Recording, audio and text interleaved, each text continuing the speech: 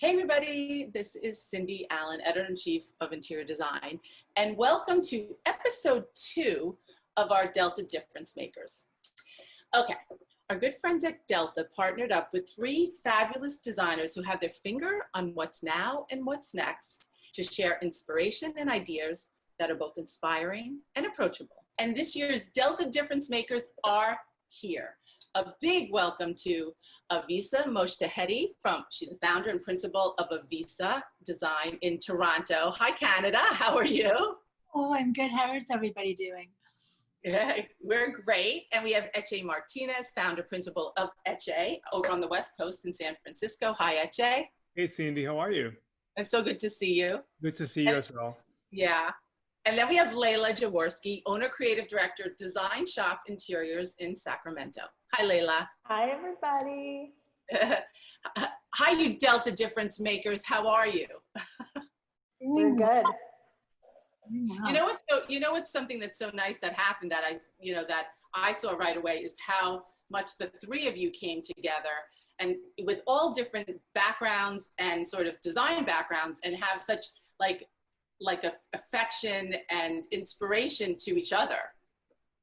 Oh, absolutely. First time we met, we were in Indianapolis for our first photo shoot, I would say a couple of years ago, right, guys?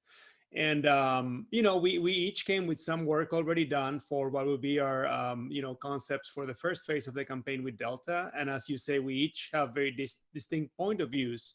But also we connected right away. And I think the chemistry, you can tell right away we connected, and it's been such a fun collaboration, not only to work with them, but also get to know them better and get to, meet other designers in other markets and just see how they're doing with their businesses and how things are going and sharing ideas and frustrations every now and then, but mostly sharing really good stuff.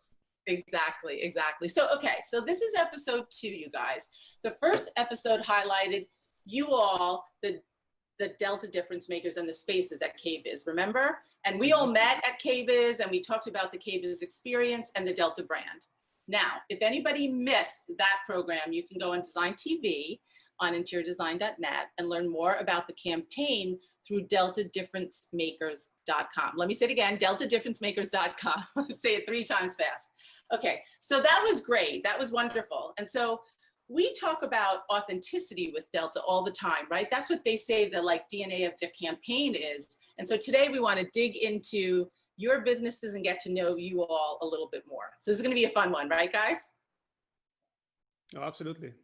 So Avissa, we're going to start with you. Tell us a little bit about your background and where you went to school and who you worked for before you went off on your own. Perfect. So I went to Ryerson University and I have my degree in architecture. I worked in a design firm in Rosedale in Toronto for about over 12 years with Kate Zeidler. And I then started my own practice at 26. So from the get-go, completely obsessed with design and architecture and just anything to do with this industry. I've also worked with the Property Brothers. So I've worked with them over several seasons as art director, as project manager, as client therapist, as whatever you can think of, I played that role. I'm also a design expert on a show here called City Line. So I've had a couple segments there. I'm obsessed with design. I've worked with developers. I have a lot of private clients, and I've also recently started working on commercial projects, which I also really love. It's definitely different, but you can flex some creativity there as well. I am also obsessed with golf, if you want to know about a little bit different. Fun fact. All right, let's talk about this golf thing. How do you relate it to design? I'll tell you. I'm really inspired by nature, and I'll be out golfing and my instructor is like, Avissa, where are you? And I'm just like staring. And then I'll text a client, I'm like, do you like these colors? Like the blue and the brown, and clearly there's a lot going on there, but it's really inspiring. And then golf just helps me meditate. So it kind of clears my mind, helps me come up with concepts. I think it just does a lot. Yeah, no, that's great. I love that you said you studied architecture, because when you talk about your design, you talk about things that are sculptural and architectural. So you sort of answered it right there. I feel like any interior that I'm starting off, definitely a color scheme is really important, but also just picking an element that's very sculptural, whether it's a light, a piece of furniture, even some sort of like, even designing stairs or designing spaces and bathrooms or kitchens even. I feel like everything has to have a sculptural element rather than, I don't know, that just really appeals to me, just to have something a little bit different in every space I'm designing. Yeah, and actually, you're a native of Buenos Aires, right? That is correct. I was born and raised in Argentina, and I recently celebrated my first 10 years in San Francisco. Oh. Woo! Woo! Congratulations, a And it's, decade. yeah, needless to say, it's been a really fun adventure. Even though I had a background in this interior design and architecture from my education back home in Argentina, I was more my initial steps into the career were definitely more on the marketing side, and I really enjoyed it, but I felt like there was something missing. And when I had the chance to move to the States 10 years ago with my partner who was working in tech at the time, I was pretty much, a spouse, right? We landed here. We didn't know that many people in the Bay Area. And I said, well, you know what? If I could reinvent myself, what would I do? I just want to do something that's fun. I want to be true to my goals when it comes to a career and my aesthetic. And I did this crazy, now I see it 10 years later, I was like, wow, clearly I was in my 20s. So I Googled my favorite firms in the city, and I sent them my resume, say like total cold call, like info at, and I said, I'm Eche Martinez. I am from Argentina. I just moved here. I would love to get to know you. And luckily for me, my phone rang 10 minutes after I sent my first resume. And that was from Martha Angus's office, who became an amazing friend and mentor over the years. And I'll never forget her office manager at the time said, hi, Eche, we just got your resume. Are you responding to the ad? I had not seen any ads to save my life. And I said, of course, yes, absolutely. I am responding to the ad. I love that. And, are you sure? Because it's a twice a week unpaid internship. It's pretty basic stuff. I was like, I can meet you there tomorrow morning. Long story short, the rest was history. I connected with her and her team right away. She became an amazing mentor, and she took me under her wing. I'll be forever grateful for that. Eventually there was a moment in which I could branch out and start my own firm, and she was nothing but supportive. So, like most things in life, luck, serendipity, and hard work, and here we are 10 years later, and I've had my firm now for 5 of those 10 years. That's amazing. By the way, I would almost flip that around, because it was like hard work, because you didn't back away when they said it was an unpaid internship, because so that's kind of amazing. Oh, I did it. Leyla, yeah. Leyla, I like your story. East Coast girl. No, West Coast girl. West Coast girl when East Coast came home. Went back West Coast. And you were saying something like you wanted to like have a little bit more of a laid back life, and then you were like, newsflash. So tell us. So I don't have an education in design. I don't have a background in it. I kind of joke that it picked me like later in my 30s, which can be a little bit intimidating. Part of what was so nice about working with these two is I knew how amazing they were. And you can go into this kind of situation like, oh my God, am I good enough? And we all just connected just on just the best level. And so it was great. But so if I went back to my roots, I was in real estate on the East Coast, and I had a knack for just kind of walking into houses and going, oh, we should move that there and fix that there, and let's get rid of that. And it just sort of started growing, and it was never my bread and butter though. And when we decided to move back to California, I stayed home with my son for the first 2 years, and my girlfriend called. She was vice president of the largest house flipping company in Sacramento. And she said, hey, we need a project manager. And I was like, that's up my alley. My real estate background in new construction, all of that. And so I dove into that for a year, and we flipped about 200 houses in a year. So at any given time, I had up to 40 houses under construction. And, I'm not the GC. I wasn't responsible for the physical construction, but I was a project manager. And I knew that I had a capacity for construction and understanding all that process, and just handling a lot at one time. And when I decided to leave that, I looked at my husband. I was like, what am I going to do? And he goes, people call you to help design their houses and you say no. So why don't you give it a shot? And I literally my kitchen table was my desk, and I sort of went into it and said, I don't know what this looks like. I don't know what to try. I'd never interned. I'd never seen a design firm in action. But I said, I'll figure it out as I go. And now here we are. At the end of this year, it'll be 7 years, and we're a team of 15, and we've been in magazines and on TV, and we have some bigger things to come that we can't talk about yet, but it's been great. That's terrific. So again, I see the three of you completely different, and yet that's what's so amazing about design, right? It brings people together, creates community, and makes people live a better life. So let's talk about some of your projects. Avissa, there was I want to know about the condo, the Blue Kitchen penthouse condo in Toronto. Sure. So this was a family. They have homes. They have various homes, but Toronto's home for them. And they were obsessed with the view. It was a very intimate space, not that large, but they really wanted to just change absolutely everything. I remember the very first meeting, they took, they gave me a tour, and they just said, look at everything. I don't want to see any of this ever again. So that was great. By the way, I saw the before pictures, and I would totally agree with them. Those are quite before and after pictures of Avissa.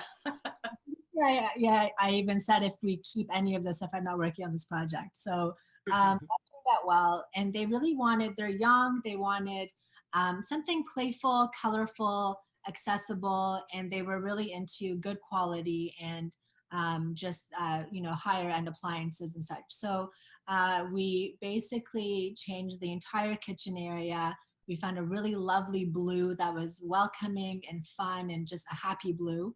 It's gorgeous. I love that blue. A fun blue. And it's not, obviously colors really drive our moods as well. And I just found that it was a warmer blue. So we changed all the floors. Obviously we painted everything. We gutted all the 2 bathrooms. Their closet was a big mess, and they didn't want to close it off. So the way I designed it was to really tuck everything into the corner, and then just have another cabinet there that also stored everything away, but it was still a walk-in, and it still looked nice. Yeah, it was such a fun project. I really wanted to play with a lot of textures as well. The built-in in the office space, we really needed an espresso machine, and it would not fit in the kitchen. So we thought, place it in the office, have your coffees there, maybe have some clients in, do whatever you want, but we're having a coffee machine there. It looks great in there, by the way. Is it near the kitchen? Like a 5-second walk, yes. Oh. Everything is close to the kitchen.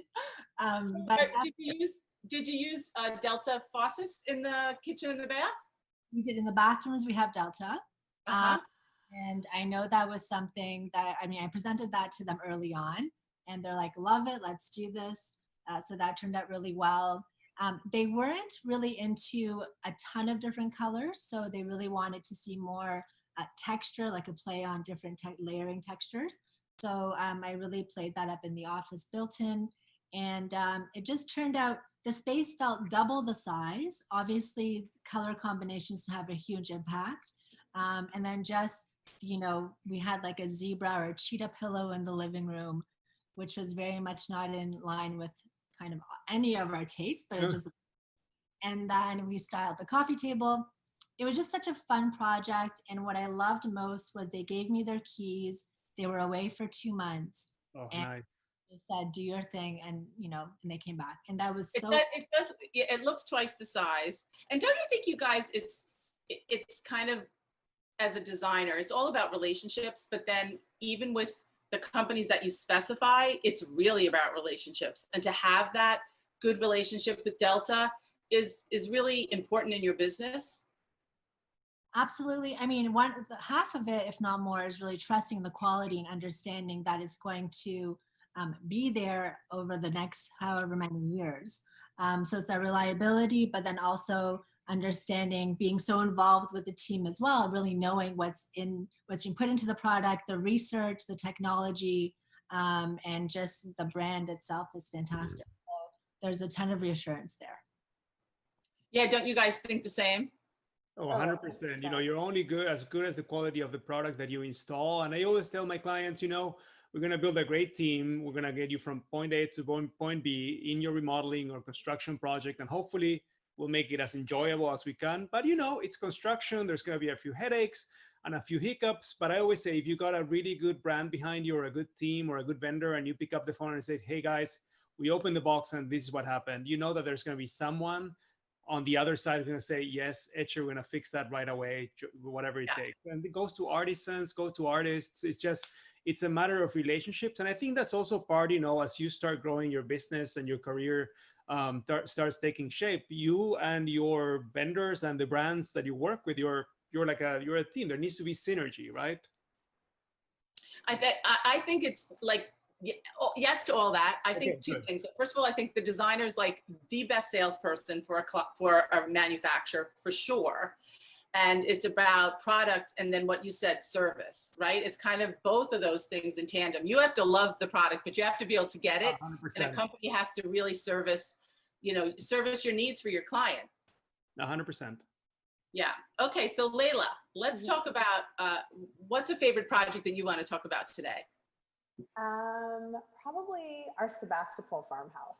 That was a highlight of last year. So tell us about it. We were so we're in Sacramento, so Sebastopol's in the Bay Area. It's about 2.5 hours away from us, and we were contacted by a couple with 3 kids.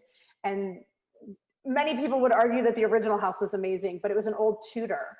It was this amazing Tudor on this amazing property, but it was very dark and lots of small rooms, and they just really wanted to take it California style. And we, not only did we take the house down to the studs, we put on a big addition, and we really turned it into the most glorious California modern farmhouse. I see the kitchen looks stunning, and that table in the middle, wow. Yeah. So Angie Edwards was the lead on that one. Because we are such a large team, we all kind of take lead on different projects. We collaborate all together within the firm. It's really amazing, but there's always a main point person. And she was the point person on that team, and she just took it over the top. And what's your favorite spot in that house? It's so hard to say because, and we do this, I don't know about you guys, Avissa and Eche, but every time a project comes out and you see the photos, you're like, that's totally my favorite. And then the next one comes out and you're like, oh, but that's my favorite. That kitchen shot has really gone viral on Instagram, and I think it's amazing, but there are also just little moments throughout the house that speak a little bit more even to the decorating than necessarily the construction part of it. And I don't know that I can pick one. All right. They're all your babies. I know that's how it is. All right, Eche, I know that you worked on a beautiful project in Presidio Heights, and it was for a tech company or something that they had moved to San Francisco? Right. So husband and wife team with 2 kids. I get a total cold call from someone in Seattle saying, hi, we just saw your website. You know, we're looking for someone young, someone in the Bay Area, of course, someone who's, you know, ambitious, someone who's eager, all the right true words. Can you meet us tomorrow? We're flying tomorrow for the day to San Francisco. Can you meet us tomorrow on site? I was like, okay. Was I referred by an architect? Like, you know how it is, right? Again, going. Clients. Right. So I go into this mystery first date. And when I see the house from outside, I just absolutely fell in love with it. It was a turn of the century, Gilded Age, Friend, Beaux-Arts residence, absolutely stunning in Presidio Heights, which is one of the most beautiful classical neighborhoods of San Francisco, overlooking the bay, overlooking Park Presidio. I mean, it did not get any more quintessential than that.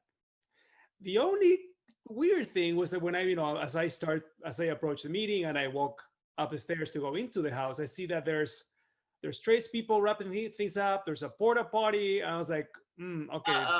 These guys just bought the house, and there's either a remodel already taking place. So anyway, so I walk in and I meet the client, who was absolutely lovely and super fun. And she said, well, in complete honesty, Eche, we've never seen the interior. We just made an offer. We like the house from the outside, and we just found out that the previous owner has been doing a 2-year totally down to the studs, very ambitious remodel, which was great.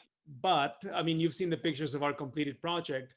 The only issue was that they modernized it inside to a point that it was just so void of like any historical character or a They sense stripped of, it away. They stripped it Oh, away. oh, no more fireplaces, no more base, no more crown, no more, absolutely nothing. Luckily, they gilded the forged iron, cast iron round spiral staircase connecting all levels of the house was left there intact.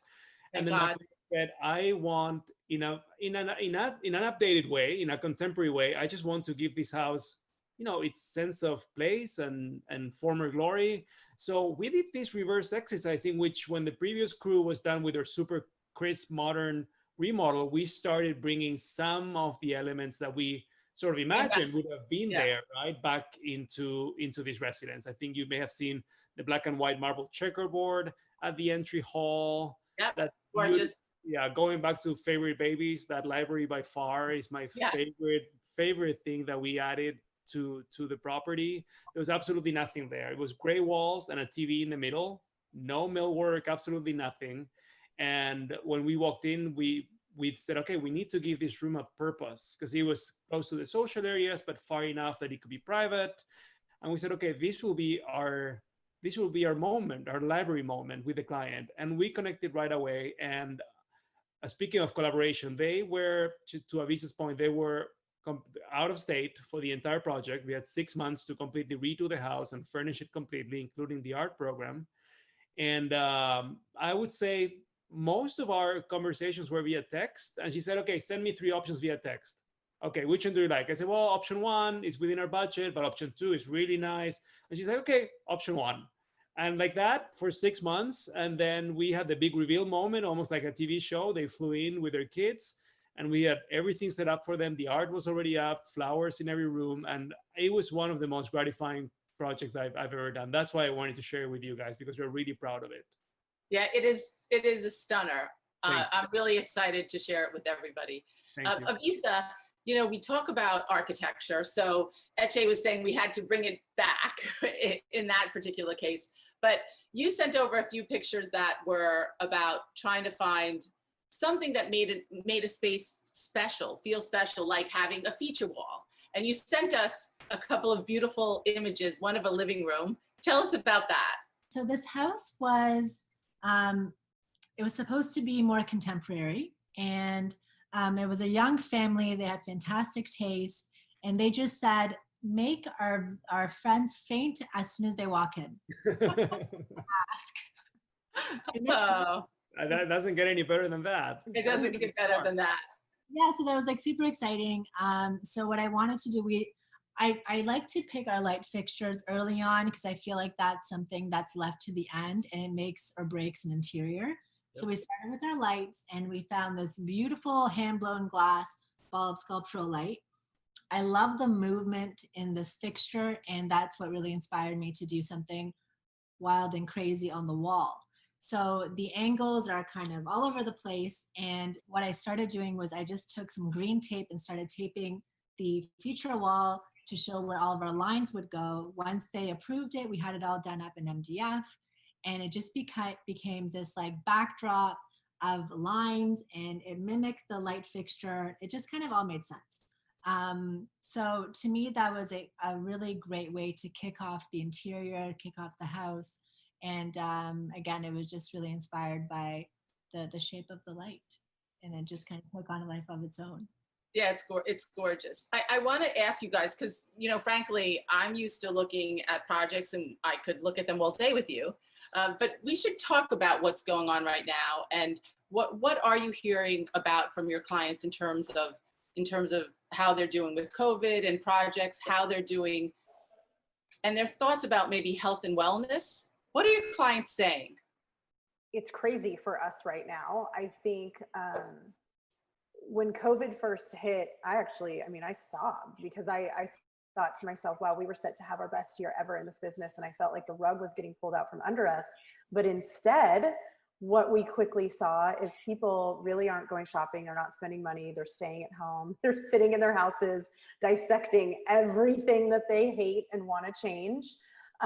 They're not going on vacations. They're not going to the mall. They're not going out to eat as much. And so their homes are really where they're investing and spending the money.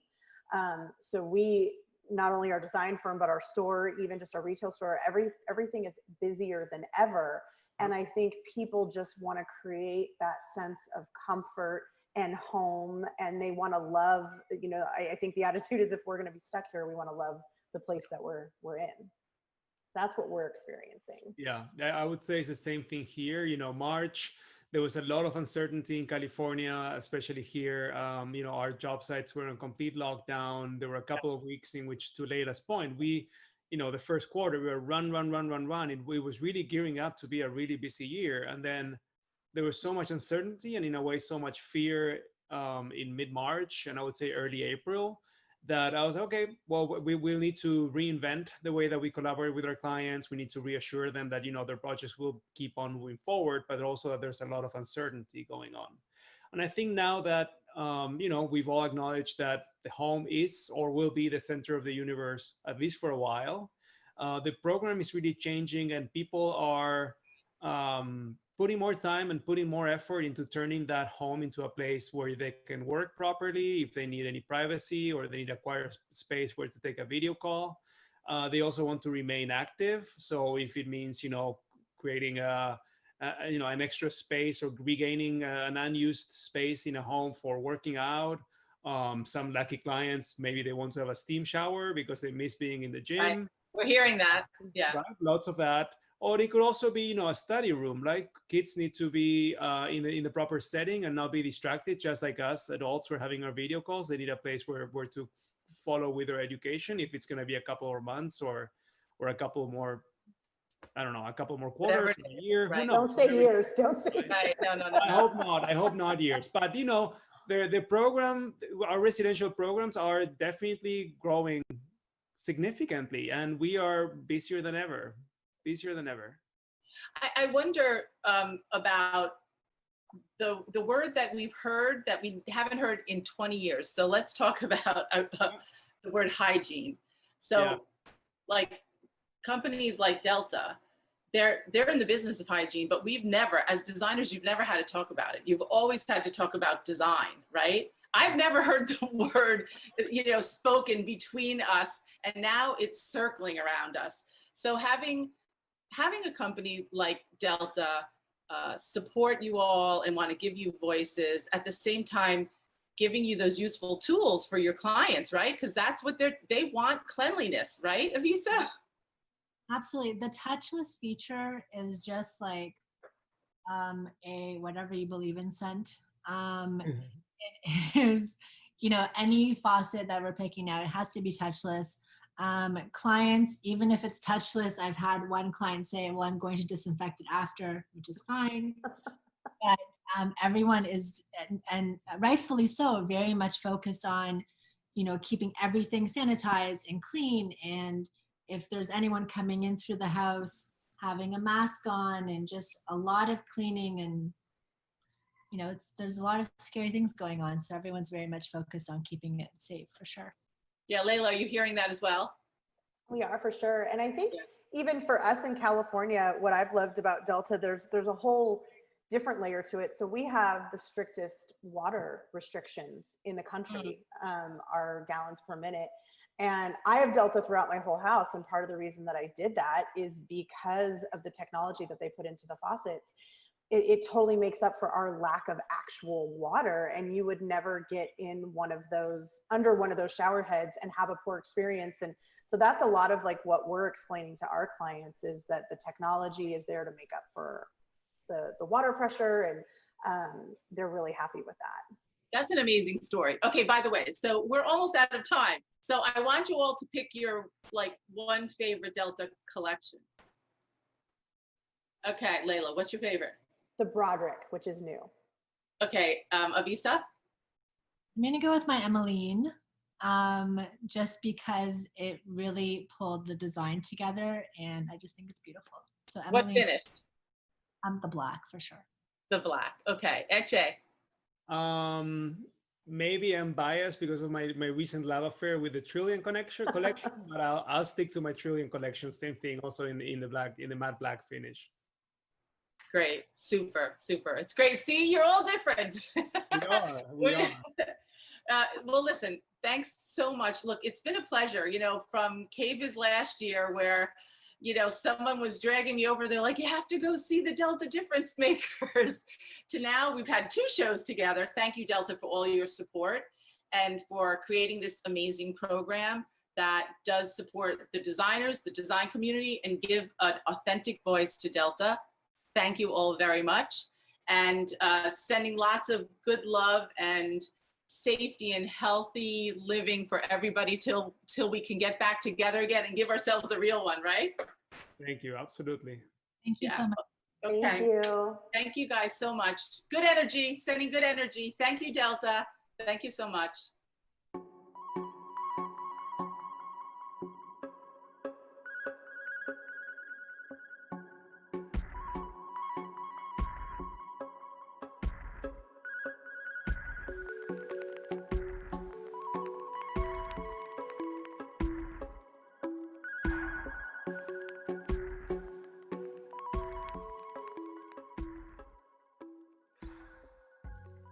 Hello, everyone, and welcome to What's New, What's Next 2020 Zoom edition.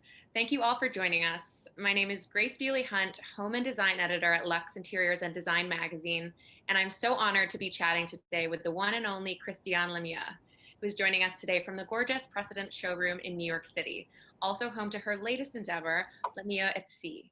Today, we'll be learning about this super chic new brand and talking about what this moment in time means for our industry, because as we all know, home has never been so important. I can't wait to dive into today's topics, but first, let me introduce you to our guest of honor.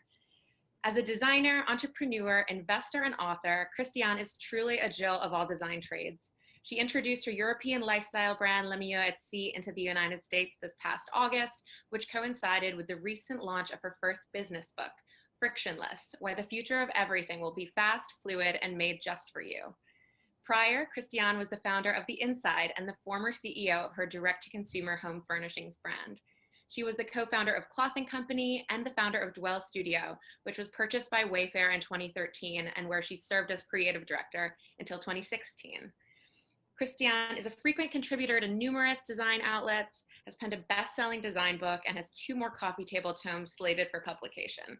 Needless to say, she brings an incomparable wealth of experience to her latest triumph, Lemieux at Sea for Precedent, a furniture collection defined by her world travels. Please join me in welcoming Christiane. Thank you, Grace. You are so welcome. So to kick things off, tell me about this collection. What was the inspiration? What was the jump off point? What can we expect from this new endeavor? Well, I mean, this is sort of me bringing all the things I love into a fully formed furniture collection. I have been traveling and designing and thinking about sort of the next evolution of furniture for a very long time. And so, Dwell Studio was very much informed by the mid-century aesthetic.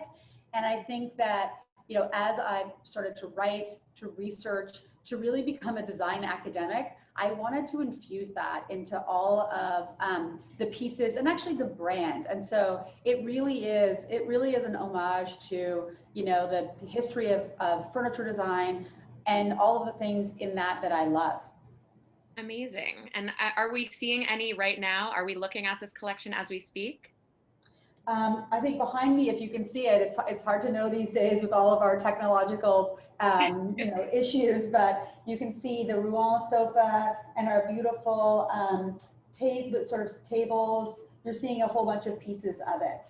And when I was designing these pieces, I was also thinking about how could we bring in really interesting, whether it's finishes or woods or things that inform the design that are really historical, and we've tried to do that.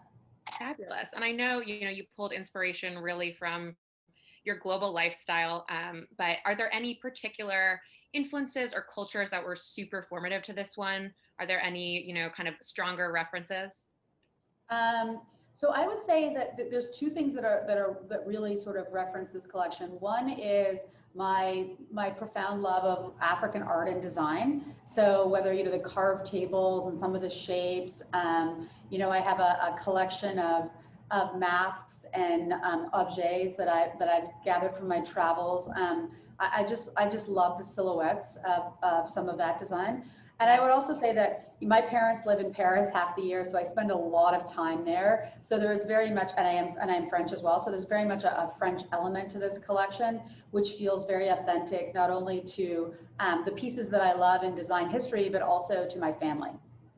Wonderful. Yeah. And I mean, I'm sure it's really hard to play favorites with your children, but I'm always so curious to hear, the genesis of a particular piece, that creative process.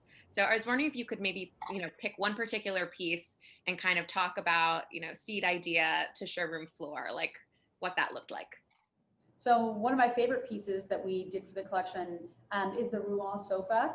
I think that the great thing about this collaboration is that I get to lean into the amazing craftspeople at Precedent who have actually been doing this for generations. So there is a gentleman that works at Precedent named Ed Harmon, who is a gem. He's one of my favorite people to work for. And Ed has been in the upholstery business for years and years and years. He worked with Vladimir Kagan and Paul McCobb, and there's nobody that I have ever worked with that understands comfort and pitch and design the way he does.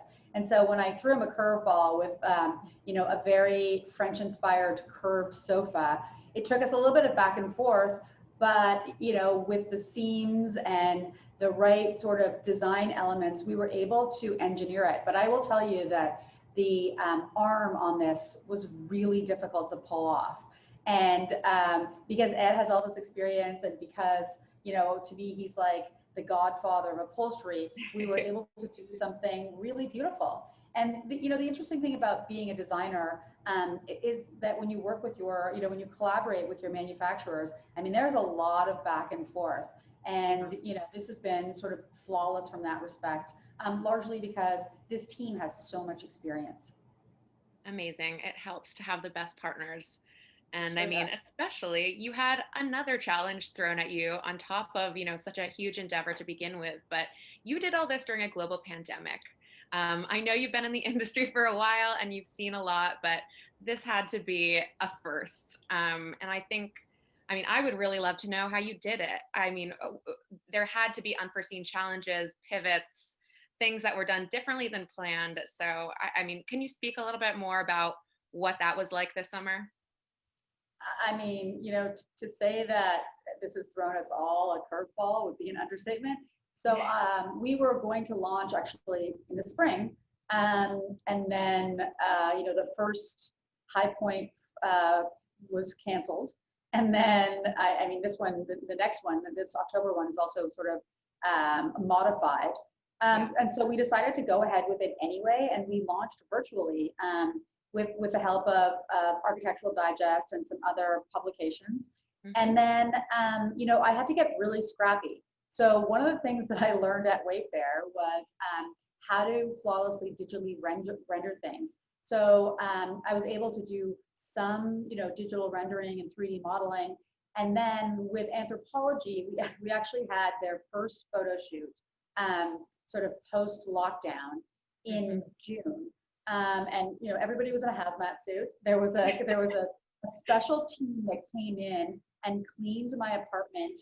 I don't know, on a sort of hourly basis with like a huge spraying machine, and we actually got through it. And wow. It was dramatic to say the least. But I think that all of these, I learned so much from this experience.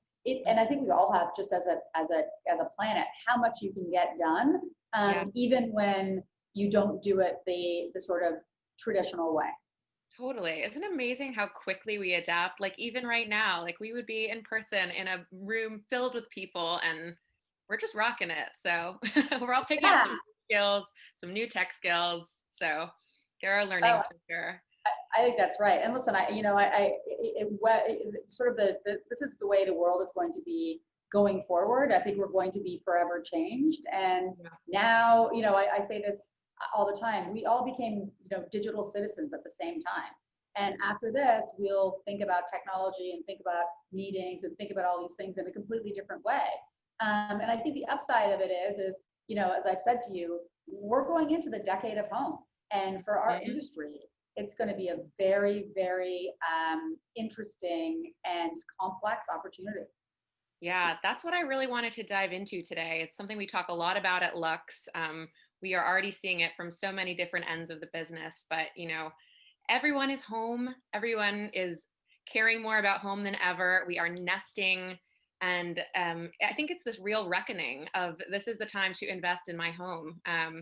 And, you know, knowing the industry as you do, I'm really curious to hear kind of what your take is on that, what you're seeing already and how you see kind of the next 5-10 years unfolding in this decade of home that we're all expecting.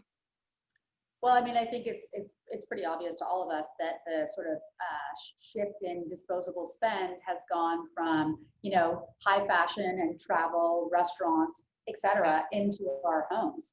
And I also think that the long tail of all of this is that we're going to think about meetings and office hours and the way we congregate in a very different way going forward.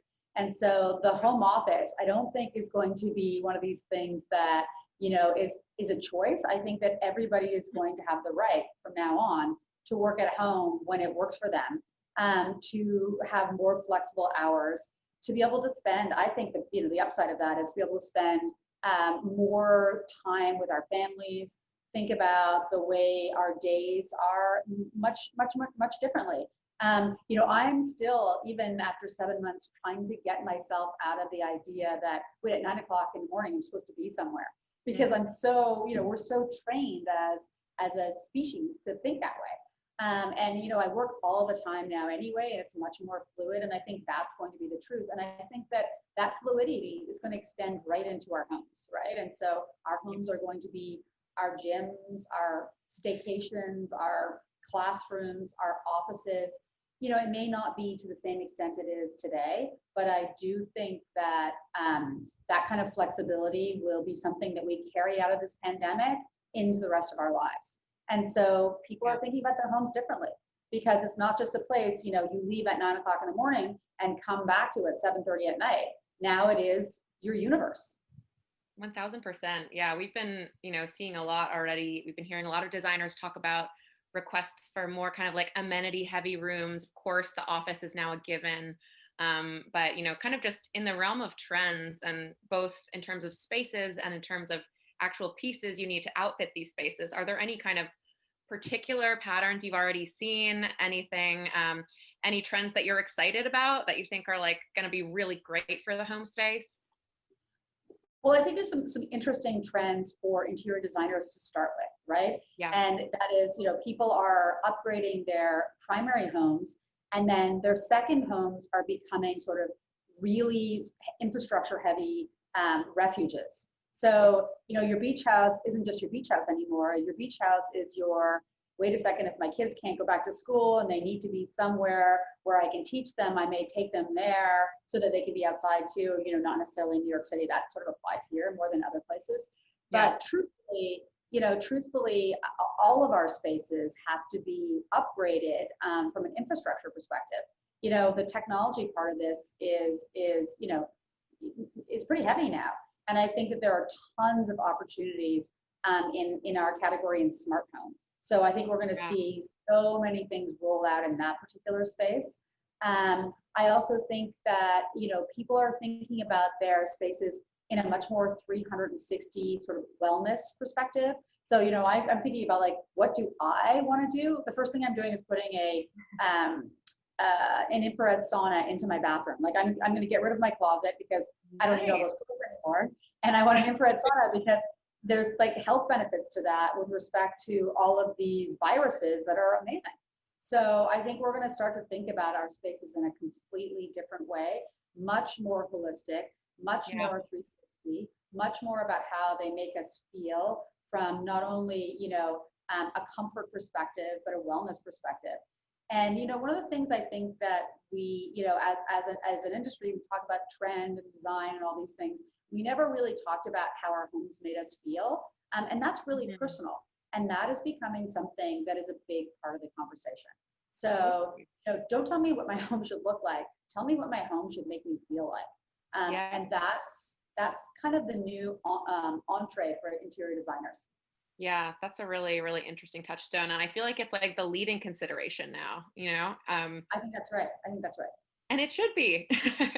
And I know that you and I have kind of talked about this. I know you have young kids in their tweens, Yep. but it really feels like, I mean, and even my age bracket and across the board, like people are investing even younger in their spaces than ever before. Like I've never seen this level of consideration coming from like my 15-year-old cousin who is now working and, you know, setting up her space so that it suits her for working from home. But I think that's really interesting too, kind of this new bracket coming in of people wanting beautiful spaces kind of almost in a precocious way. Oh, I think that's right. We're breeding the sort of biggest, maybe the biggest design generation ever, right? Because they are living in their homes. They are, you know, broadcasting TikTok from there. It's the backdrop of their lives in a way that it never was for any generation that preceded us, right? I mean, nobody has spent this much time in their, you know, in their own bedroom as look at my kids as Gen Z. So it'll be really interesting to see. I think that they're going to think about design and design consideration more than anybody. So, you know, industry, get ready, because you may have your best customers ever in about 10 years. And I look at my kids, you know, both my son and daughter want to change their rooms every, I would say, you know, before it was every 6 months, now it's every 6 weeks, because they're also informing each other, you know, on all of their, well, mostly TikTok, actually. That's the sort of social media, that's a sort of social media platform of the pandemic. But they're seeing, you know, each other dance in their rooms, and I want LED lights, and I want a bigger desk, and my headboard should be XYZ, and that kid's got a great surf room. Like, I hear about it all the time, which is fascinating, because 7 months ago, I mean, we talked about it a little bit, but it wasn't sort of the central focus for my kids. Yep. I just think that's so exciting. That's awesome. Yeah. Well, I also think that they're going to think about their homes and what that means in a completely different way than even we did, because growing up, we never had to go through a pandemic like this, where we were, you know, literally in the house for 4 months straight. Totally. And kind of in this space, I mean, obviously you've been super busy with this and many different things, but how have you been spending your downtime? Or I shouldn't say downtime, because I'm sure you're finding ways to be creative and productive, but, you know, how have you been really spending? Like, what does the day look like?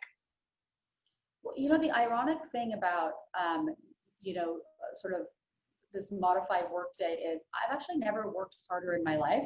I was thinking about this the other day, because I'm at the point with this brand where I should be hiring people, but because of the pandemic, that's very difficult, especially if I'm thinking about long-term employees. So right now I have to do everything until we're through this, and, you know, I can get I can have people in my office space, I can get it up and running again, I can do in-person interviews, because I think it would be really difficult to hire people now and then, you know, never interface with them and never work with them one-on-one. Yeah. So it's pretty crazy. That is one of the really interesting challenges of launching a company during a pandemic, is that you can't easily employ people. And I never really thought about that until it became a serious consideration. So, you know, to the extent I can, I have my all of my freelancers, and, you know, hopefully I'll be able to hire some of them full time once we're up and running again and can be in an office together. But it's pretty interesting. It's pretty challenging. So I can imagine. Yeah, it's so hard to find the right people, and then you're getting a gauge on Zoom, but that's really exciting that you're already feeling like you're like moving in that direction. And I actually really wanted to ask you about that. Like, this is obviously so exciting. The collection is so gorgeous. Also, just like side note, congrats. It's amazing. And I just want to hear what's next. Are you at liberty to share any hopes, dreams, plans, aspirations? Like, what do you see coming next? Well, we're launching a few new pieces at High Point in, I guess, 2 weeks, a week and a half, 2 weeks. Exciting. And then I am hoping to, have like a working atelier in New York, where we have some of the pieces, but we can do interior design. really hands-on with our customers, hopefully. I think that all of this is going through such seismic shifts. It's really what I'm trying to do is respond to, market needs, try and be, really thoughtfully digitally first so that we can, serve everybody. And really to the extent that I can, tap into the changes in our industry and for everybody, the tremendous opportunities that we're going to have going forward. Totally. Can you tell us any more about this atelier? This sounds amazing. Well, it's interesting. I have a loft in Soho, and people keep asking me, about photo shoots there and coming in to see the product and all those things. And so, my team is like, why don't we, have appointments and see people in person and really show them the collection, but also work with them on design and really thoughtfully think about the sort of next iteration of our industry. And so we're going to start tackling that, I think, after High Point. That's really exciting. We've also been talking about that a lot at Lux, just how spaces are going to become so much more fluid and personal. It's no longer just the office. It's the office meets showroom meets, and I think, again, people are going to be so ready for human connection once we can all safely do so in person.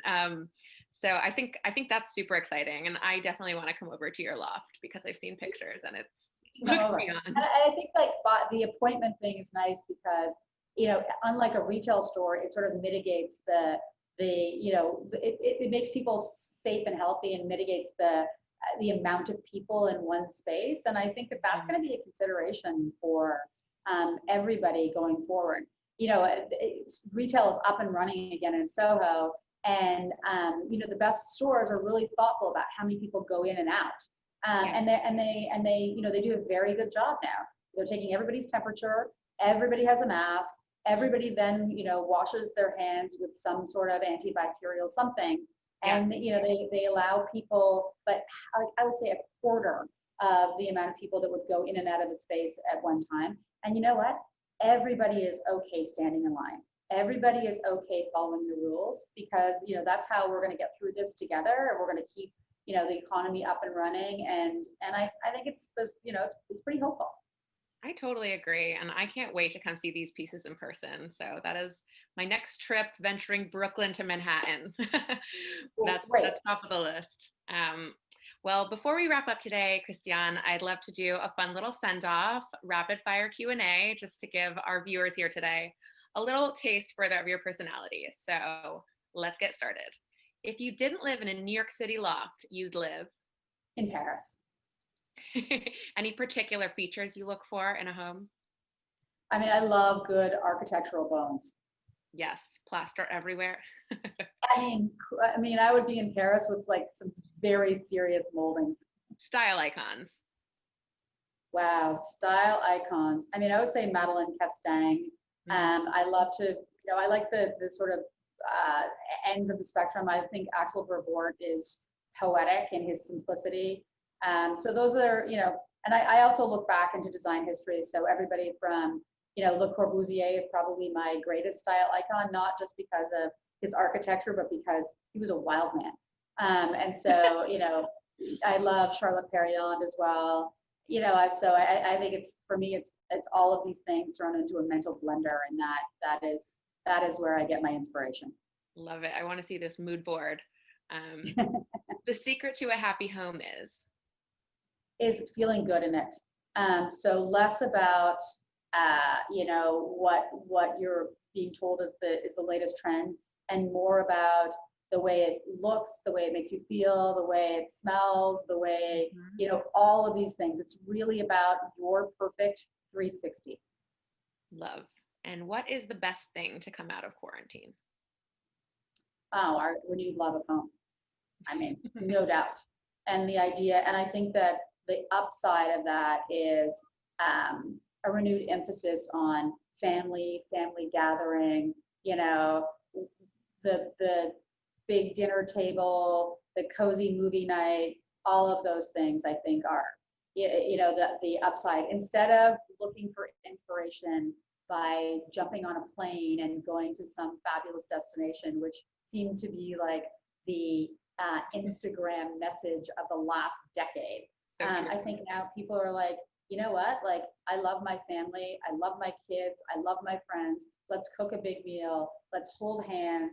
Let's experience this together. We don't need, a hotel or an airplane ticket or anything to have an incredibly rich life. Yes. Well, cheers to the decade of home. Cheers to this amazingly beautiful new collection, Christiane. I want to thank you so much for being here today. I want to thank our e-audience for joining us. And from the comforts of your home, I hope you'll all take advantage of this year's terrific What's New, What's Next programming from your couch. We will see you next time. Thanks so much.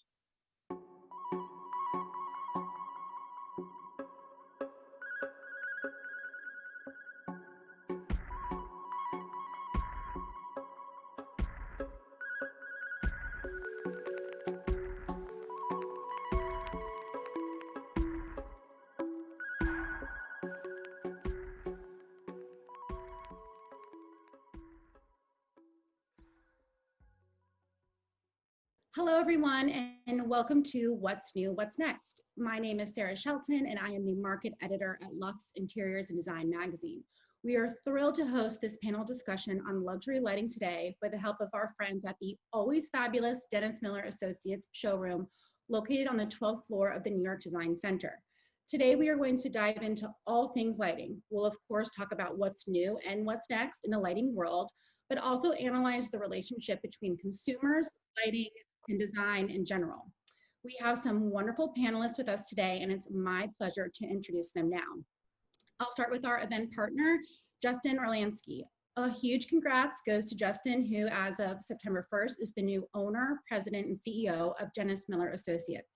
Justin joined the company 10 years ago and has since grown sales over 300%, expanded the showroom by 40%, and signed many new exciting vendors. Before joining Dennis Miller Associates, Justin worked with Bow Concepts, Bill Gross & Associates, and Gunlock. Justin lives with his family on Long Island and just this summer welcomed a second son into the world. Needless to say, Justin has been very busy this year. Next up, we have interior designer Mikkel Welch. Mikkel is doing it all. He has a new furniture line with Yosemite Home Decor and is currently hosting Quibi's Murder House Flip on YouTube. In 2019, he was a cast member on TLC's Trading Spaces and recently participated in the 2019 Brooklyn Heights Designer Show House.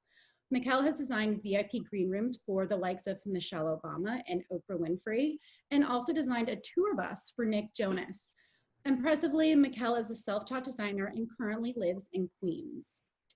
Representing the West Coast, we have Kevin Kolanowski, owner and designer of Fuse Lighting.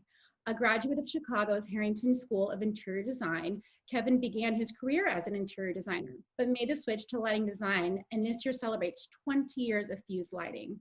Currently, Kevin is working on the 2021 collection and a collaboration with Orlando Diaz. A Chicago native, Kevin has lived in LA for over 30 years and finds passion in collecting sculpture art. And finally, we have Matthew Fairbank. Matthew's eponymous collection of furniture and lighting debuted in 2009, and his operation, along with the fabrication, is all based in New York City. After majoring in furniture design from the Rhode Island School of Design, Matthew worked with high-end children's furniture company Duck Duck on their very first collection, and also with the Design Compendium, which designed and built store interiors and window displays for luxury brands like Saks and Fendi. These experiences have shaped his current design principles, which include the importance of local manufacturing, sustainability, community, and a nurturing work environment. And of important note, both Matthew and Kevin's lighting pieces can be viewed and purchased through Dennis Miller Associates. Thank you all for being here, and we look forward to hearing your invaluable insight into all things lighting. Justin, I would love to start with you with sort of a broad stroke question. As someone who's been on the showroom floor for years, how are owners and designers buying lighting today? You know, what are they looking for? And generally, do they come in looking for something in particular, or are they a little bit more open-minded to what they might find in the showroom? So a lot of them are working with their designers, and you know, depending on their scheme, it all depends. A lot of all the lighting that we have in our showroom now is mostly glass, and everybody's just loving glass, all different types of glass, colored glass, clear glass, or even frosted glass. So these are big items that are in our showroom right now. Also, the big thing is brass. Everybody's loving brass right now. So those are some big things that designers are pushing on their clients.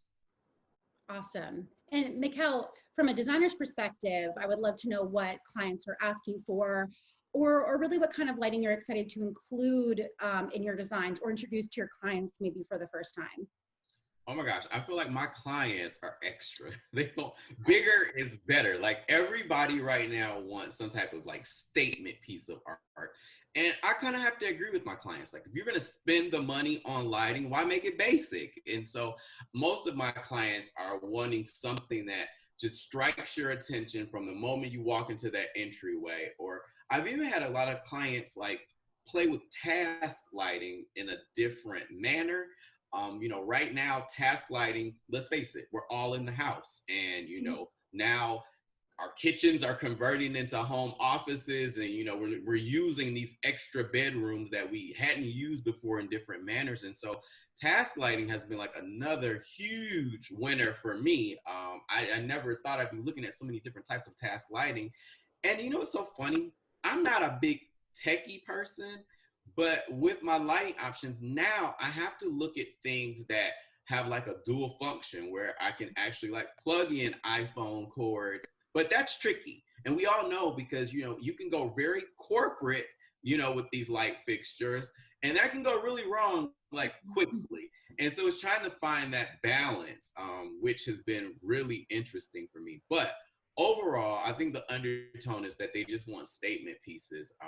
What I've also enjoyed seeing in terms of like trends with like what things my clients are asking for, a lot of them love like picture lights, and we're doing them in some very unconventional places where, above, say for instance, we might do it above some type of étagère that I typically wouldn't have thought about, but people are playing with those a lot more often, and I love it. I kind of think like Studio McGee and Amber Interiors, they're kind of the people who spearheaded that design trend, but I'm all for it. I love seeing, a beautiful picture like in a kitchen. It's like, well, why not? So that's kind of what I'm seeing on my end. Wow, what a wealth of information, like total insight of like what's happening, with when you're client facing like that. Kevin, I know you have the unique experience of being an interior designer and a lighting designer, and I'm curious to know how your time in interiors has influenced how and what you design. That's an easy one actually, because that's the reason I got into lighting, is because I couldn't find what I wanted. Mm-hmm. So I was working with a client, and we had the master bathroom to do. There were like 8 sconces that we needed to find. We couldn't find anything. And so she pretty much pushed me to design something special. So because I wasn't able to find that, I feel that when I design something today, I think about how would I have used this in an interior that I would have done. So it makes it more, I think I have a little bit more of a, what do I want to say? A positive in that, because I am able to see what it would have looked like in an interior. So that's where my interior design and my lighting kind of play together. Right. Well, that's the perfect segue into this next question. I know that the topic of form and function applies to the design world in every way, but maybe even more so with lighting. I'm sure we can argue that, later. But Matthew, I'd love to hear your thoughts on that. And since you design both furniture and lighting, I wonder if you approach design for each of those categories a bit differently, or maybe more similar than we would imagine. Sure. So yeah, as you said, I started out, I was trained as a woodworker. So I've always thought about the function first. Like a lot of our clients, when I first started my company, wanted like a dining table that was, would seat 4 or 5 people, but then it could open up to seat 12 people, or a credenza that had to have, ventilation in the back or wire management, but also look really beautiful from the front. So I think those type of experiences have definitely made me think a lot about how it has to function in the space. I think where applied to lighting, which I like to think of more as like sculpture that also functions, we've approached it from a modular perspective, because I think that designers like to have a toolkit to work with. And, you know, if you're going to invest a lot of money into developing a fixture, you want it to be able to apply to like the broadest range of applications as possible. It could be a tiny hanging in someone's bathroom or entryway, but the same components can kind of combine together. I mean, I also grew up as a kid with, you know, Lincoln Logs and Legos and those types of things. So I've always been a huge fan of, you know, trying to explore how things can, you know, be put together. So Very cool. Back to you, Justin. Now, I know when we had our pre-call, I used the word trend, which I know can be a dirty word for some people in the industry. You know, as an editor, we're always looking for trends, whether they're more fleeting or long lasting. And Justin, I'm curious to know, like, what's hot right now, or what are you seeing that's exciting you and also exciting buyers? I know you mentioned earlier that glass and brass have been really big in lighting. I'm curious to know if there's any trend that you're seeing that also could be stylistically. Like, I know modern lighting is such a thing, and I'm wondering, like, are we seeing a return to traditional or anything stylistically? I would love to know what you're feeling and seeing. There's a mix of everything. So I've been noticing a lot of like mixed materials. So a lot of our clients are doing, if the fixture comes in brass, they might want to do part of it in satin brass and part of it in polished brass. Or like a lot of Matthew and Kevin's fixtures allow for multiple components to be different colors. So a lot of them, you know, like the little hooks can be like a polished nickel, and then like the rest of the fixture can be like a black or a white or some other kind of combination. And it's such a broad range for our designers to choose from, and it's such a great combination for them to do. And also mixing like leathers or even different types of glass with the material. So, you know, our vendors are constantly creating different things or different fixtures that have all these different types of materials that they can combine for our designers to choose from. You know, that's interesting that you talked about the mix of materials. And Matthew, I made a note in our like pre-interview, you mentioned materials and how the careful combination of wood, leather, metal, glass, and stone. I want to know what kind of materials are on the rise today with your designs in particular, and also within the grander scheme of lighting in general. Sure. Yeah, again, I think the natural inclination for me was to try to combine wood with other things, because that was what I knew. But I like to think of, you know, that my life as a designer is like always about learning. And I think one of the most inspiring things for me is partnering with other artists who are, for instance, glass blowers, or do slip casting, ceramics, or our leather workers that do beautiful hand stitching. So to me, that's what I like to incorporate, is like just always wanting to learn something new, and then you know, take advantage of these amazing, you know, network of artists that we have, especially like for Kevin and I. You know, New York and LA is like there's this renaissance of so many talented artisans, and it's what you know, keeps me here, because I want to be part of that community. So. Yeah, that's great. Michael, going back to the designer's perspective, I feel like mixed materials are something that was not so much a thing maybe in the years past, but nowadays, you know, if someone wants something modern or traditional or contemporary, are you combining materials across the product categories, or are you seeing a lot more products available that are of mixed materials?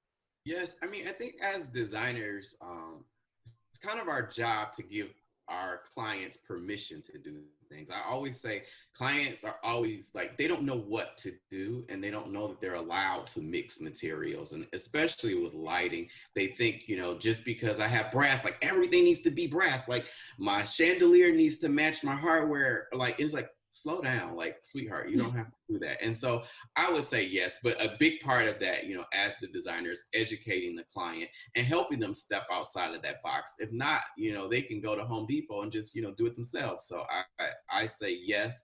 I'm team mix the metals. And if you're afraid to mix the metals, I'm all about a matte black. You can never go wrong with that. Oh, nice. Yeah, we're seeing a lot of matte black. That is definitely a trend. In hardware, we're seeing in the kitchen, in the bathroom, for sure. All right, Michael, I want to stay with you for a minute. Where in the design planning does lighting come into play for you? You know, I know it's maybe too simple to think that, you know, you just finish off a space with a light, kind of finish it like jewelry, or you know, the lighting piece influence an entire design scheme. I'm just curious, like, how, you know, with your experience, like, where lighting comes into play. And I'm sure it varies, but I would love to know, you know, your thoughts on that. You know, honestly, in the beginning, like literally from the mood board, like before I even draw out a room, I'm already using, and you know what, I'm gonna use Matthew's word, how he said he uses like his lighting as like a sculpture. For me, what I always tell my clients is that your lighting should almost be like a piece of artwork, in the sense that when I walk out of a space and if the light is not on, I like for that light that, you know, had the chandelier to look like a piece of artwork, because if not, you know, it's only one purpose for it. And I think, you know, for me, I always try to start at the beginning of a design, and I want that piece, that light fixture, to look just as good off as it does on. Because you've got to walk past that space throughout the day, most of the time when the lights are off. And so I'm a fan of like doing it in the beginning. And I don't think you can design, like properly design a space without thinking about the lighting up front. If not, it's going to be a costly endeavor, because you're going to have to go through and, you know, repatch things, and dust will be everywhere. But lighting, you've got to think about that up front in the beginning. Right. No, that's interesting. I love what you said. It has two purposes. Of course, it's to, you know, bring light into a space, and when it's not on, it also should serve as a beautiful, you know, piece of art, if you will. And I'm sure that might help even justify a client to like make a decision, like it's twofold, you know, it's beautiful and it also serves a function, which of course goes back to form versus function, which I don't think we'll ever really escape when we're talking about design. Thank you for that. That's really, really awesome. Kevin, I know that you mentioned that you've, you know, done a lot of custom work, and I found it really interesting that you said that sometimes the custom work you've done can wind up in a collection. I found that really fascinating, and I was just curious, like, how the custom process works, and also what do you get out of it when you're collaborating with the client on some design? Well, I kind of go with what Mikhail was saying, is that you know, being a piece of art. I mean, that's where some of the stuff to me becomes that custom piece that I want to put in the line anyway. So a lot of collaboration with the interior designer and myself comes from a sketch from the designer, and then I go to my drawing board and finalize details and make it more buildable, I guess you would say. Mm-hmm. It's just been a really, I love the process, and the process is really interesting to me, because I've gotten quite a few of my standard pieces in the line now from custom pieces that designers have come up with. Wow. And it's just been, you know, the collaboration is just, it's wonderful. I love it. Yeah, well, I'm sure that get, like, you know, asking like what you get out of it, I'm sure that's just like a jolt of creative, you know, fuel or inspiration to have someone, you know, provide their viewpoint on something and seeing what you guys can come up with together. That's, well, just seeing something from a sketch form, you know, from the sketch form to the actual is the most rewarding, you know. Right. You know, so both Matthew and Kevin, I know you guys have been designing lighting for some time now. And, you know, I know, you know, in What's New, What's Next, we love to talk about what's new, what's next, but I also love to look, you know, kind of retrospective. And I'm just curious how quickly lighting changes maybe over 10 years. You know, furniture, I think, can, you know, have, you know, ebbs and flows and what's popular. And does lighting have a longer staying power? And when you're designing, do you seek out to create pieces that maybe last longer than like a typical design element? I'm curious to see, like, you know, maybe what was hot 10 years ago and what's cool when what you guys are doing now, or if you're doing kind of the same thing over the course of the past 10 years. Is Kevin, you can, for me or for Matthew? For both of you. So whoever wants to go first. So for me, the answer is technology. I mean, technology has changed, so now we have to change. So more and more people are asking for LEDs, and that's where we're really pushing for our technology to gear us toward what we need to design. So now we're designing around different components. So that's where, for me, for Fuse Lighting, that's where we are like, how do we use this technology and make it look as beautiful as it possibly can? Yeah, I'd agree with that. I mean, I think I would add to it that technology has also opened up more design possibilities in the sense of like, you know, where you would, I know if a light bulb was too hot, you'd have to provide a certain amount of space for ventilation, and you know, you can fit a lot smaller components, and it's opened up a lot of possibilities for design forms and shapes that you could never do before. Especially like in the world of ADA lighting, you know, and having things that are low profile. I would add to that I think that, you know, what we try to do is take advantage of technology like, you know, computer aided design or computer aided manufacturing, but then bring things together in a way that they still look handmade, where we're still doing processes that are hundreds of years old. It's like the final, you know, finishing process, like patinating the metal and putting like an antique brass finish on something. So it's an interesting time to be working as a designer and fabricator, because you kind of have these ancient techniques, but then you're bringing it together with, like Kevin said, like this high level of technology. So very cool. So that, yeah, technology in terms, I love that technology, just what's even capable, maybe what wasn't capable 10 years ago or 20 years ago is capable now. And interesting when you said about the heat, like I never really thought about that, you know, that you were restrained maybe with materials because of the heat of a bulb, which is really interesting to think in 2020 that's really maybe not as big of a concern. All right, guys, well, we're going to jump into some rapid fire questions. We've gotten some really fun answers so far. All right, so Justin, what is a design trend you would love to see go away or come back? Interesting question. I'd like to see, I like some more classical, some older style, like the 50s, 60s, kind of like the mod ball, kind of that kind of design. I thought that was really interesting, and I would love to see some of my lighting vendors, you know, work off of that. Very cool. Yeah, that retro look for sure. Mikkel, what is your top do and don't when it comes to lighting? As an editor, I love a do and don't, and so I'd love to see your take on that. Of course. I would have to say a big do is scale. So make sure you're measuring properly as opposed to just clicking online and putting something in a basket and hoping for the best. The other thing I would say, the don't is don't feel like you're obligated to keep the builder basic light fixtures that come standard with your apartment or your home. Go ahead and switch those out, please. And take them with you if you move out, right? Like yeah, the other one's in the trash. Yeah, there you go. That's fair. Kevin, what would be your dream project to work on, whether that be a kind of a certain home or a commercial project or something international, like sky's the limit? Oh, a dream project for sure would be international. I would love to be, you know, designing pieces for all over Europe. I mean, to me that, you know, that's the next thing that I'd love to do, is just get more representation over there anyway. Kevin, I know you said you're a big collector of art, and I'm wondering if there are any cultures or countries around the world that kind of inspire what you're doing with lighting now. Inspire, I mean, I've gotten inspiration from a lot of my travels, as everyone has. I mean, I think, you know, Morocco has been one of them, Portugal, Spain, and of course France. Yeah. But yeah, mostly there. Well, I'm sure you're ready. All of you are ready to, you know, get those passports and jump overseas to get some good creative inspiration. Right. Matthew, if you could take credit for one iconic design, and that doesn't have to be lighting, it can be furniture, it can be a pattern, it could be a home, architecture, you know, what would that be? An iconic design that, you know, you wish you could take credit for?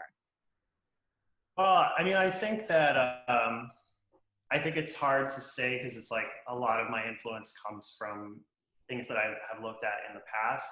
I brought a postcard with me today. This is probably, I think, the piece that we're best known for.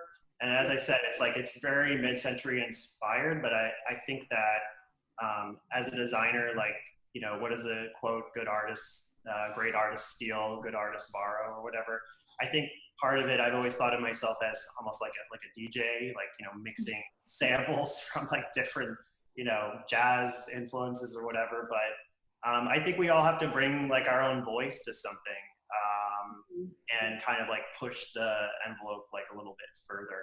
And so yeah, I'm really excited to be part of that. And also in a time period where we have so much, I remember having to go to the library in design school and just spend hours on the photocopy machine and doing all this stuff to try to, discover Memphis design or different things that blew my mind. But now it's just all right there at your fingertips. So yeah, I think that's a challenge, is being inspired by it, but then taking it one step further. Because it is easy to fall in the trap of having what you create look too similar to something else. So. Right. And what is the name of this lighting piece that you're holding up? This is our Fife tripod lamp. Awesome. And when did you guys first put that out? So what's interesting is I made this at my first debut design show before my company was a lighting company. And so I just kind of thought, why not? It was almost the design I thought the least about in a way, because the ideas popped into my head. I had met this company that makes these lampshades, and they had been working, since the 1950s and 60s, doing spun lampshades. So I was like, wow, what can I do with that technology? So. Right. Well, it looks totally timeless, and I love that you have the visual with you. That's awesome. Sure. Mikkel, if you could manifest your dream design project, whether it be an interiors project or product design, what would that be? Oh, well, hopefully Target is on the line, because Mikkel, as a television person, you know what? I'll say this. I would like to work with a big box store, because I feel like either a big box store or a larger hotel, because I won't say what hotel I'm in, but this design sucks. And so I would love to be able to work with these smaller chains. I'm going to stick to hotel. I'm going to say a hotel, because hotels, the designs suck and they don't have to. And so for me to be able to come in and redesign the space and actually work with lighting designers who can help me, come up with a plan that will work in small town America just as much as it would work in New York or LA. I think that would be my dream job, because I feel like that, as a designer, we need to help these people. Like, Jesus, this room is atrocious. And so I would start right here. Yeah. I think we would all benefit if we had designers like you involved in, those mass hotel chains, for sure. Let me know when that manifestation happens. I'll be there. Kevin, what is one type of lighting element that you think more people should have in their home, or maybe it's a little underrated that you think should maybe come more to the forefront? Well, I think in today's standards, a desk lamp, and I love designing desk lamps. I think they're really fun. So more task lighting, like Mikkel was saying, it's people want task lighting. I think that's one thing that should be out there more. Good thing, good thing. All right, Matthew, I'm going to end with you, and this is kind of a good conclusion question. But Matthew, at its best, lighting should be or do what? I would say lighting has the ability to elevate people's mood. I feel like there's something romantic and sublime and emotional about it. And even something as simple as like Mikkel was talking about, illuminating a piece of art or lighting that is kind of more atmospheric, I think can really change people's mood without them even knowing it. I know as a designer, if I go to a restaurant, it doesn't matter how good the food is, if I am distracted by the horrible lighting that's shooting in my face, it just really distracts me from that. So yeah, I'd say elevating people's mood and enjoyment of their spaces. I think that's such a perfect answer and a great place to end These are all such great answers, and I feel like we've really learned a lot or thought about things we may not think of all the time. This has been so enjoyable. Thank you again to our panelists and to Dennis Miller Associates for this great event. You can tune into more What's New, What's Next programming from Lux tomorrow at 2:30 p.m. Eastern Time with Hickory Chair on our Facebook Live page and IGTV. Thanks, guys, and I hope you have a great week and a great day. Thank you again. Thank you. Thank you.